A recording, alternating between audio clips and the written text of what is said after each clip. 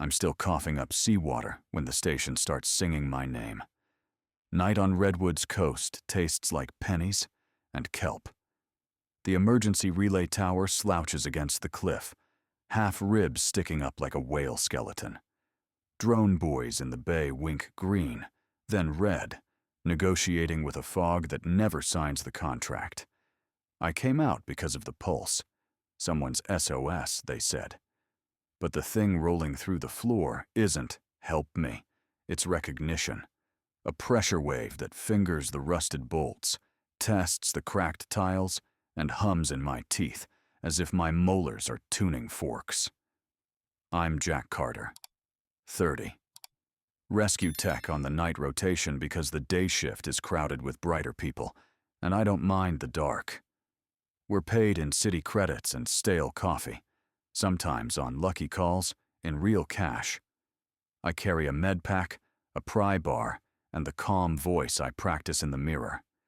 In a storm, none of that matters, but rituals keep your hands moving. My headlamp cuts a cone through dust.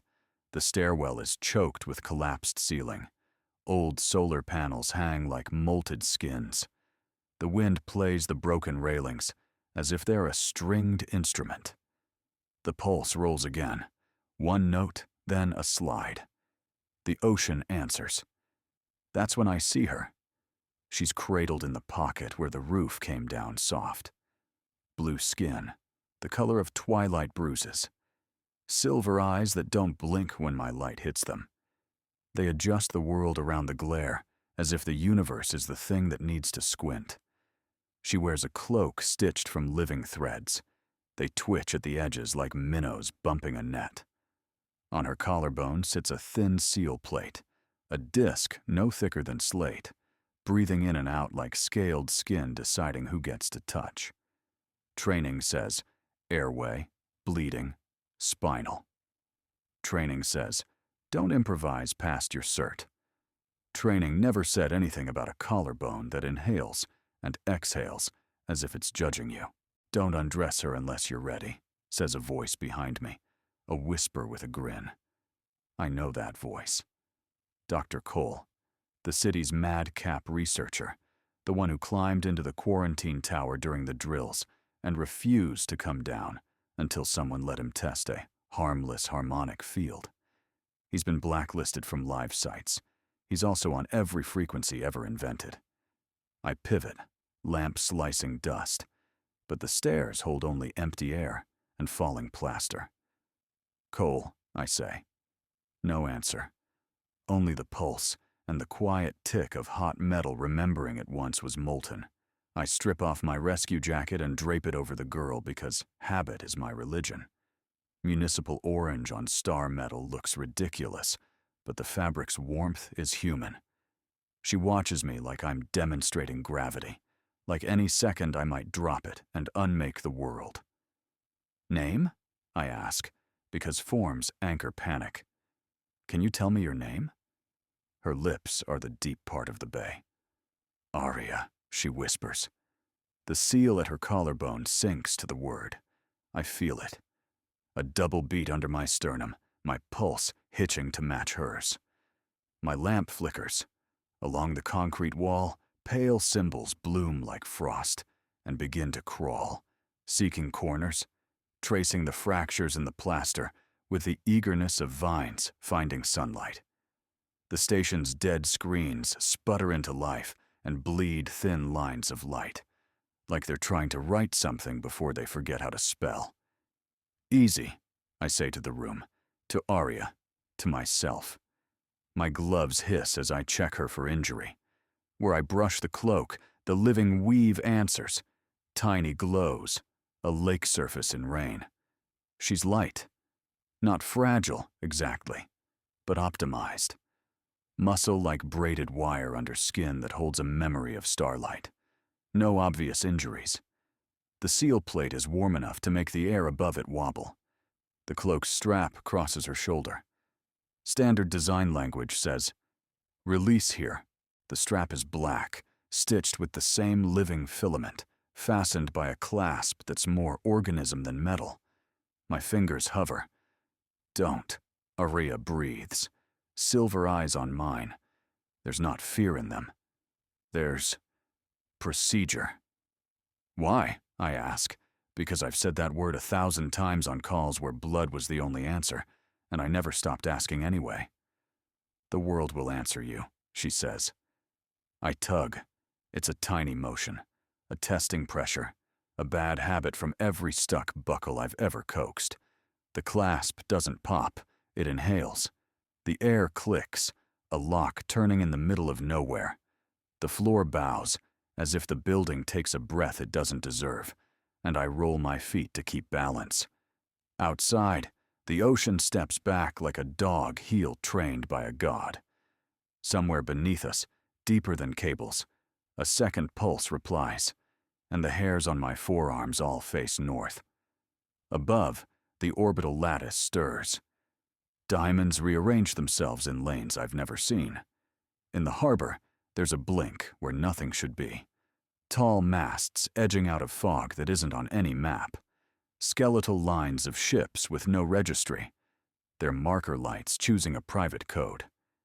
The cloak's living threads lift like startled fish at the surface, then dive back under the fabric. A school agreeing on silence. Too late, Arya says softly. The apology in her voice is shaped like protocol, like she's reciting a rule she hates. You chose me, she says. The seal at her throat answers, a small sun warming the bones of my hand, where I steadied her. And the city heard you. I gape like a rookie. The pulse runs through my bones again, and this time it shapes itself into something close to syllables. My name, rolled in surf. Carter, Carter, Carter. Like the sea is paging me to triage. I'm supposed to call it in. I thumb my radio anyway. The channel blares with ghosts. Half the grid is snow. Through the static, a familiar laugh buzzes cheap and close. Jack, Doctor, Cole sings songs, like we're already in the middle of a conversation. You're inside the event horizon. Congratulations. How blue are her eyes? Cole, I growl. If you're on site, you're violating everything, he says, delighted. I know. Listen carefully. Do not undress her unless you're ready to meet the neighbors. Already met them, I say, looking past the broken window to the masts assembling out of unchart. They brought boats. A pause, then a low whistle. Ah, early. Interesting. Voices stutter in his background. I picture him surrounded by screens, wearing 2 pairs of glasses at once. Well, Jack, you can't put the fish back in the net. Hold position. Anchor if she lets you. The radio coughs and dies. Anchor. The word fits my chest too well. I kneel and wrap an emergency blanket around Araya, my jacket over that. A ridiculous human sandwich of polyester and concern. Her eyes track my hands, avid, hungry, as if she's being fed a lesson. When my knuckles brush the seal again, I feel a tiny shift, like the world checking its mirrors. Can you stand? I ask. She nods. The motion is precise, economical. When she rises, her weight remembers gravity as a courtesy. We pick our way through the broken station, past the mangled relay tower with its bored-out spine, past the locker with the hand-lettered sign, "Do not store sea lions," past the photo of a city councilor smiling against a flood that ate his car a month later. The singing follows us, slipping through the screw holes and the bullet glass. Outside, the wind tastes of rain and rust. Drone buoys glide toward the shallows, as if unwilling to be tall in this new order. Far out, the fleet that doesn't exist leans into the bay with the patience of an incoming tide. I get Araya under the lee of the stairwell, where the wind can't steal all our heat. My hands are stupid with gentleness. She watches every move as if the next motion unlocks a chapter. When I try to check the clasp again, because habit is greed, she says my name. Jack. My heart trips, not because of the way she says it, though that would be enough, but because the station answers her. My name runs along the old wiring, up a rusted conduit, through the cracked solar junction, and out into the fog. The city repeats me. Carter in the low hum of the grid. Carter in the sleep breath of the hospital generators. Carter in the coffee machines that never shut off. I didn't give consent, I tell the air, because I've always hated tools that pretend to be people. You tug the strap, Arya says, almost tender. That is intent. Intent is not consent, I say automatically, because the department drilled that into us after a lawsuit, because the line matters even when the subject is machinery. Her gaze softens, as if I've pleased her in a class I didn't know I was taking. We agree, she says. Where I am from, protocols write themselves around the most fragile necessary truth. I don't know what that means. Not really.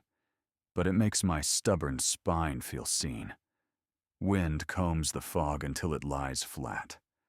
From the cliff path above, a gull lets out a sound like a disapproving ant. Somewhere inland, a maglev coughs, then whispers away. A midnight freight heavy with desal membranes and cafeteria yeast. The orbital diamonds re-knit, a glittering seam closing. I take a breath I don't deserve to take, and try to be the version of myself who deserves it. Okay, I say. Arya, we're going to move. I've got a hangar down shore where the tide won't pry into your bones. I'll keep you warm. I'll keep you safe. You don't have to do anything you don't want. Her cloak's threads shiver like they heard kindness and don't yet know the word for it. Her seal plate warms my palm. In the harbor, the phantom masts tilt their heads, as if listening, as if judging, and then they blink in unison, acknowledging a contract I haven't read. Behind my teeth, the station sings my name again. I don't run. I make a choice. Come on, I say.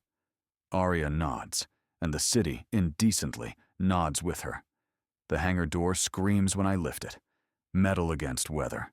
A protest that turns every stray gull into a critic. Inside, shadow, salt, a heater the city should have retired, and a smell like old nets drying on patience. I kill the door halfway up and gesture Arya in. She ducks, cloak dragging threads of fog that decide to stay and ghost the floor. I keep a stash here. Blankets, soup packets, spare boots, flares with more enthusiasm than sense. The night shift leaves you little kingdoms like this. Outposts where you can pretend the world depends on your thermos. I fire the heater. It coughs blue, then steadies into a burn that stings the eyes and promises nothing it can't deliver.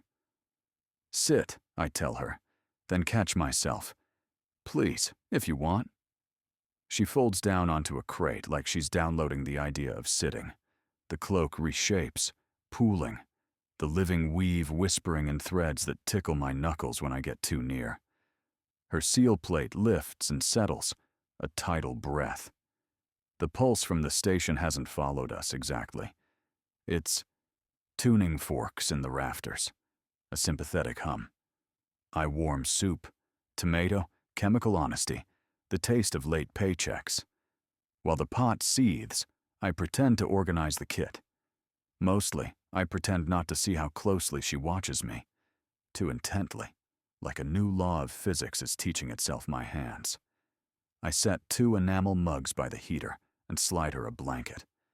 When our fingers touch the wool at the same time, the fabric purrs in the low register of storm drains.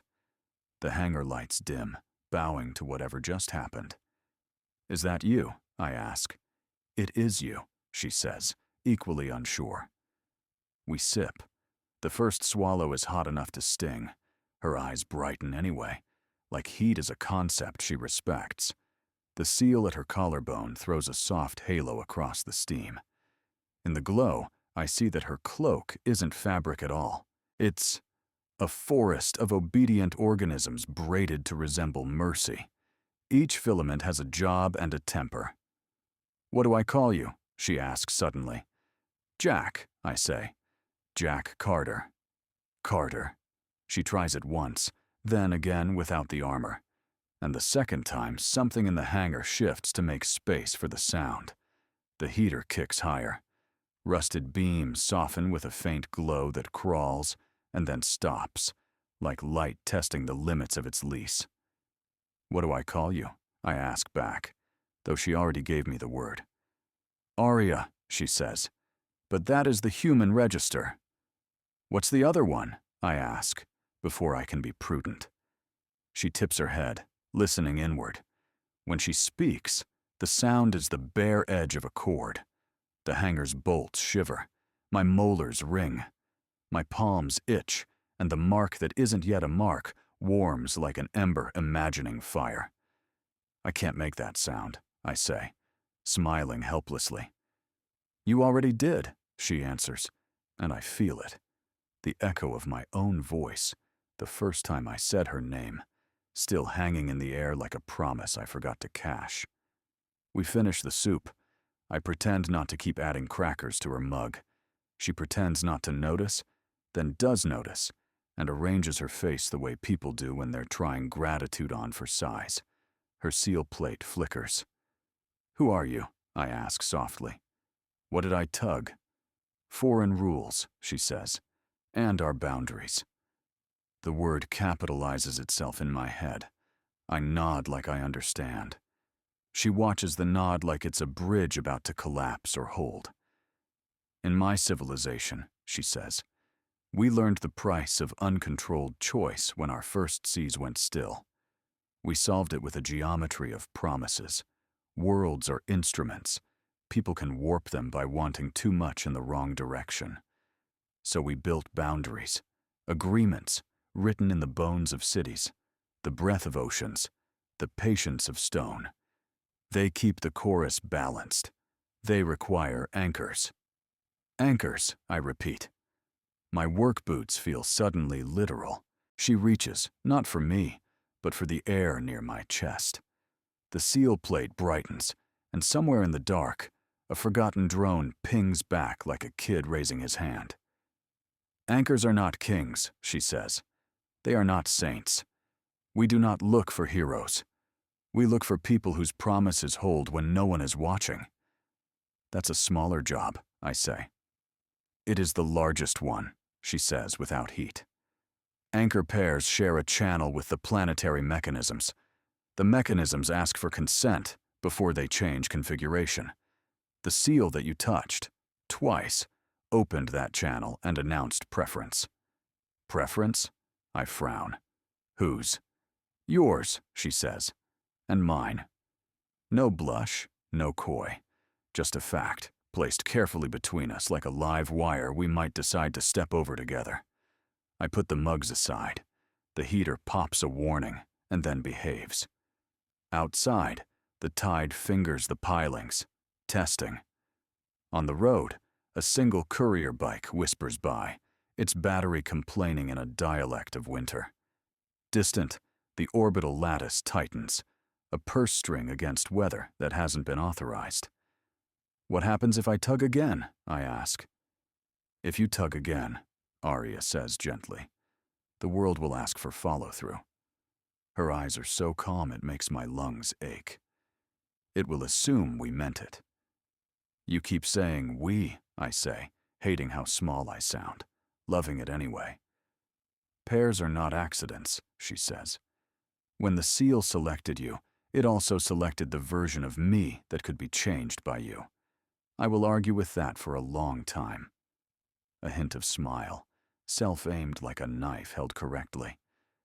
But protocols do not care about my dignity. The charge between us is no longer subtext. It is current. It powers the room. It changes how the blanket sits on her shoulders and how my hands hover over a seam in the cloak that looks like a river looking back. Don't undress her unless you're ready, Dr. Cole said, like a cheap warning in a good story. I look at the strap that started all this. I see the tiny ribs of the clasp, the way the living thread loops them into a decision. Not tonight, I say to the strap, and set my hand instead on the second pillow in my kit. I put it within easy reach and slide her a look that I hope translates. I know you're watching the way I choose small things. Her seal softens from star to hearth. Tell me about the fleets, I say, to keep from drowning. She tilts her head toward the harbor. Human border fleet and an observing guard from the conquered. They will posture. They will propose auctions. They will offer safety as a tax. They will ask to buy back what they fear. Buy, I snort. We sell condo views and water futures. We'd sell our shadows if we could invoice them. Status trades in fear, she says quietly. Human or not. A beat. Another. The hangar's bones creak as the temperature chooses old wood over new rules. Who sent you? I ask. My curator, she says, and the word drips oil. She wrote me to pass through cities without catching, to lay protocols like clean bandages, to return without stories. You don't sound like you're returning, I say. I've already failed by watching you cook, she says. Care delivered without contract is forbidden. It corrodes control. The heater clicks. The blankets smell like laundry left on a good line. My knuckles remember her seal. My back remembers every call where I stayed after the paperwork ended. There's a cot in the office, I say. I'll take the floor. Door stays open. She studies the doorway, the gap, the weather sneaking under it like a rumor. In our boundaries, she says, doors are metaphors first. In mine, I say, they keep out wind. I stand anyway and wedge my boot under the hinge so the leaf can't swing shut without my consent. What's the metaphor now? She considers. Trust that drafts, she says finally, and I bark a laugh, startled at how good it feels. We make the bed as if the act is a treaty. She learns the pillow by mimicking my hands. I learn the cloak by not touching it. When I kill the big lamp, the hangar doesn't go dark. It goes attentive. The rafters hum a low, pleased note, like old dogs settling near a new fire. Jack, Arya says from the cot, voice small and vast. If the world asks, will you answer with me? I stare up into the crossbeams where salt has written its pale hieroglyphs over years of breath and neglect. Somewhere, a data boy coughs a little song, and I hear my name tucked inside it, then hers. Yes, I say. The seal warms the air between us. The boundaries listen. The city memorizes how we sound when we choose. I close my eyes and let the heater count for both of us until sleep lifts like a tide and carries me where it wants. Dawn comes in sideways, like the sun is stalking the coast from the parking lot. Fog lifts off the bay in hexed scarves. The heater clicks out, and the hangar releases us, as if it was only ever a borrowed ribcage. Arya stands at the door with her cloak tasting the breeze. The fabric's living threads comb salt from the air and hide it somewhere I can't see. The song is moving, she says. I hear it too, a longer note inside the familiar pulse, pulling toward the north jetty, where the city keeps its art for windy days. On the cliff path, delivery drones skim past, carrying harvest boxes of greens that grow under 3 suns made of LEDs. Far off, the orbital lattice tightens again, a glitter corset bracing weather that won't be told what to do. We walk. I keep my hands out where she can see them. The road curls between scrub pines and community tanks, where the city stores desal brine until someone remembers the promise to plant salt grass. The pulse gets stronger, hurrying our steps. Below, the harbor grows masts like teeth. Some are honest, tourist schooners and survey boats. Some are not, angles and heights that belong to ships from maps we haven't printed yet. The monolith stands where the tide forgets to be shy. Black stone, 10 meters tall, set by a municipal arts committee 2 summers ago after a fundraiser served warm champagne. The locals call it the metronome or the tomb. Mostly they call it a waste. Someone tagged the base with a spray stencil of a gull, pointing a middle feather at City Hall. Old, Araya murmurs, and the word feels like crossing a border. She walks to the surf line and sets her palm to the stone. The touch looks ordinary. The effect is not. The surface folds at her wrist, a petal opening to morning. Behind it lives a chord that breathes with the same rhythm as her seal plate, as my chest, as if we've been practicing for this duet all night without knowing the choreography. I take an involuntary step forward. The air slims. The world pays attention. A shadow slides over us, large, slow, planned. I look up. The border fleet arrived in formation, a ragged necklace of ships that believe in themselves. Their gray hulls carry municipal flags and corporate logos like a scout sash, sponsors, donors, debts. Beyond them, wrong smooth silhouettes glow from within. Alien Guard. Hulls that look grown, not built. Their running lights tremble in a cadence. My eyes try to call language. My radio hisses awake. Carter. Dr. Cole's voice squeezes through static, mischief sanded down to urgency. Tell me you're not at the sculpture. I'm at the sculpture, I say. Aria's touching it. Of course she is. Papers shiver near his mic. He sounds younger when he's frightened. Listen to me. That column is not art. It's a key socket. Hand over the artifact immediately, or it will rewrite the coastline. The artifact? I look at Aria, at her seal, at my empty hands. Define handover. I can't, he says, and the honesty hurts. Because it is writing you as we speak. Cole, I say, but the monolith takes my name and gives it back to me wrapped in heat. Jack, the stone says, in a tone I recognize from firefighters calling for a ladder, like it's already on the way. Jack, with the patience of waves that will outlast my bones. Aria lifts her palm from the pedal. The core retracts halfway, undecided. She turns to me. No armor on her face now. Only what the night put there. An attention that could comb the sea and find one dropped coin. Consent, she says softly. It will not fully open without it. My mouth is dry. Consent from who? From the pair, she says, and we are suddenly very small and very large in the same breath. A robe of fog slips past my ankles and becomes a low cloud over the sand. The fleets hold their distance. Every gun shows its teeth as a courtesy. In the water, dolphins surface, watch, and vanish again with the manners of witnesses who won't testify. Jack, Cole says in my ear, if you can hear me, listen. The socket will offer you control. It will make fear sound efficient. That is how they trained them. How she was trained. Do not take the lever. If you must, split it. Split it? I ask, because questions are the rocks I throw at panic to make it look away. Balance, he says. 2 anchors. His voice stumbles. It's how they fail to own us. Aria is closer now. My jacket still hangs from her shoulders like a borrowed flag. The seal at her collarbone is bright enough to dust my fingers with light. She holds out her hand, not for my hand, but for the strap that started all of this, lying where her cloak crosses her chest like a thesis. Your choice, she says, and mine. Together, or not at all. I think about the warning. Don't undress her unless you're ready.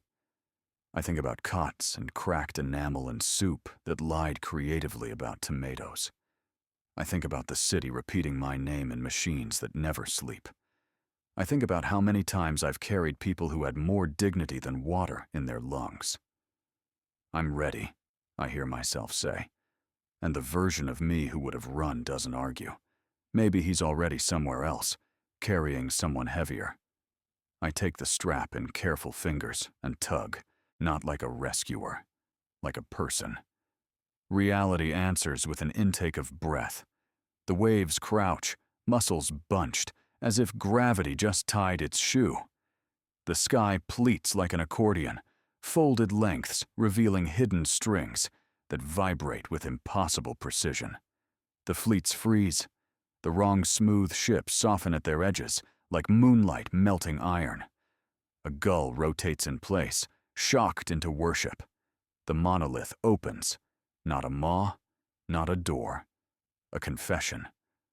Inside, the living core is a lattice of slow lightning, each line a paragraph of promise.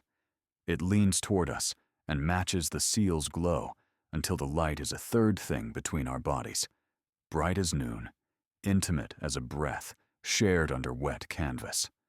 Something blooms on my palm. It is not a burn. It is recognition. Pale lines at first, shy as veins discovered under a flashlight in a blanket fort. Then bolder, arranging themselves into the same mark that sits warm at Arya's collarbone. The skin doesn't change texture. The world does. Pair formed, Arya says, and her voice shakes for the first time. I'm no poet, but I feel a sentence pass through me like warm wind. The socket speaks by offering a fork in the road, and both roads are well paved. Control through fear. Balance through two. The first path lays itself down with the speed of relief. Borders that harden into teeth. Shelters that lock from the outside. Resource graphs with easy slopes because someone has always moved off the map. The second is slower. Messy. Beautiful like a workbench where everything has fingerprints. Choose, the instrument says, but not in words. In the tilt of 1,000 levers that all weigh the same. Arya looks at me. I look at the city. Tanked brine and gull stencils, and heirs to bad decisions trying to be good before breakfast. And I'm tired of rooms where the only way to keep people safe is to put them behind glass and lose the key. Balance, I say. Balance, she echoes, and the socket hears the harmony. The monolith drops a note into the bay. The water answers by deciding not to drown anyone today. The harbor shifts like a joint set back into place. Streets remake themselves a centimeter at a time.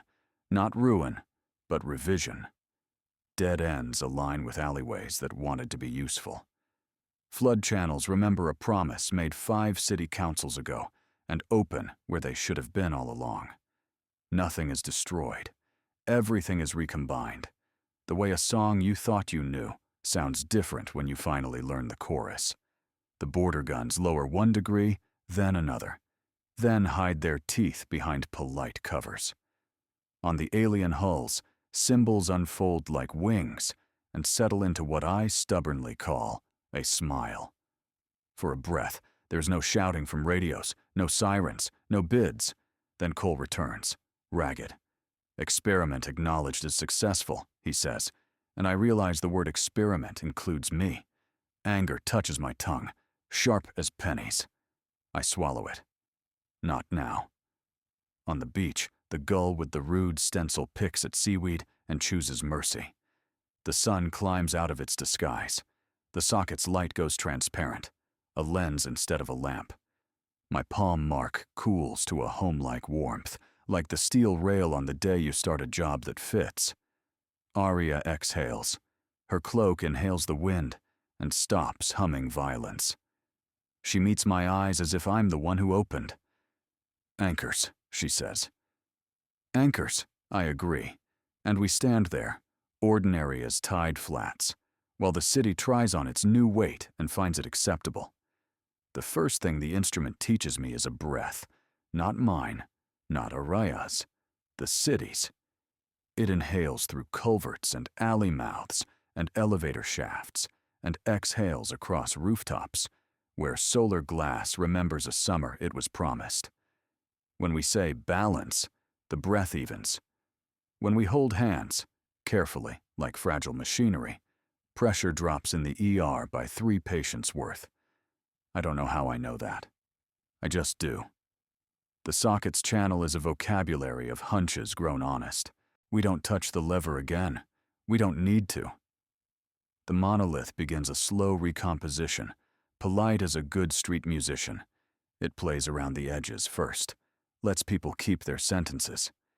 Floodgates that once obeyed profit schedules now read, actual rain. A service tunnel that always smelled like broken promises opens to a stair with sunlight at the top. The fish cannery's old floor bows back into true. Even the gull stencil seems cleaner, as if the wall remembered it wanted to be a wall and not a billboard for contempt. Retuning, Aria says, listening inside a silence I can't hear. It prefers harmonies that don't hum like war. On the bay, the border fleet blinks toward escort posture one ship at a time. Their guns don't vanish. They simply refuse to point at schools and hospitals while anyone is watching. The alien guard angles wider, exposing flanks as a trust exercise. Their hulls glow soft, like constellations trying on skin. Cole's voice crackles and clears. Anchors confirmed, he says. And I hate that relief sits so close to pride in the same sentence. Paper scrapes. A mug clinks. Jack, Aria, I'm putting you on an event quarantine. Diet, water, rest. No leverage pulls without consensus. I'll stop, I say. Are we your experiment? A beat that tastes like regret. You are the proof of concept that lets me keep certain wolves out of the city, he says. And yes, I'm sorry. I close my eyes long enough to count 5 bolts in the monolith's foundation that aren't actually bolts. When I open them, Aria is watching me with an attention that offers me the dignity of anger without trying to fix it. Hold him accountable later, she says quietly. Right now the boundaries are listening to how you forgive. I blow air through my teeth and let the anger cool into something more useful. A list. Questions. Demands. A visit. Not now. Copy, I tell Cole. Quarantine this. Stop calling our lives a concept. His silence is a better apology than his words. By late afternoon, the socket rests. It always meant to. Balance is precise and exhausting. I can feel its retreat like a tide that trusts the shore not to betray it while it's gone. Aria sways once, then catches herself on the air. The seal at her collarbone dims from open flame to ember.